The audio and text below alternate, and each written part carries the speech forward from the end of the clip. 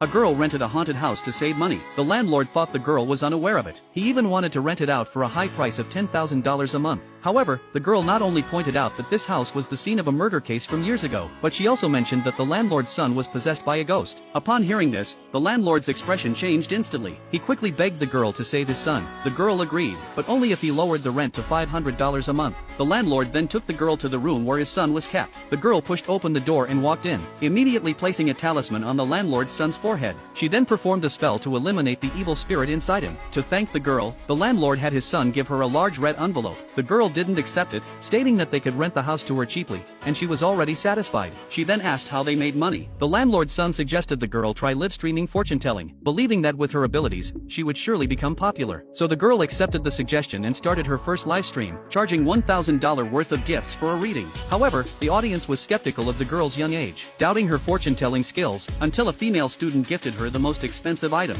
This kicked off her first reading. The student wanted to know how long her grandmother would live. When the girl told her that her grandmother would live to 90, the student thought about how her grandmother was 70 and could live for another 20 years. Upon hearing this, she couldn't help but feel frustrated, wanting her grandmother to pass away sooner. This immediately drew criticism from many online, accusing the student of being unfilial. But when the audience saw the student feeding her grandmother water, the grandmother complained about the water being too cold, hitting and scolding her. This forced the student to leave the room with her phone in hand. She later revealed that at home, she faced daily abuse, and her family pressured her not to attend college under the pretext of caring for her grandmother. After learning about the student's situation, the girl realized that her face did not match her circumstances, claiming that she was not the biological daughter of this family. The student immediately asked her grandmother, who, under pressure, admitted to having stolen her from the hospital years ago. Suddenly, her adoptive parents stormed in, throwing the phone on the ground, and the live streaming connection was cut off. The audience worried that the student might get into trouble, and they began to believe that the girl was accurate in her fortune telling. On the other side, a wealthy couple, searching for their long-lost daughter, sent a gift to the girl to start a second reading. When the chairwoman mentioned that her daughter had been missing for 18 years, the girl calculated and discovered that their daughter was the female student from the previous connection. The chairman was shocked, and the audience found it unbelievable, suspecting the girl was scamming the wealthy couple. The couple considered her a fraud and prepared to end the connection, but the girl revealed their daughter's birth hospital and date, as well as the ancestral jade pendant they had given their daughter, which was currently being used by the adoptive parents to prop up a table leg. Seeing that the girl knew so much about their daughter, the couple believed her. They immediately rushed to the home of their daughter's adoptive parents to bring her back.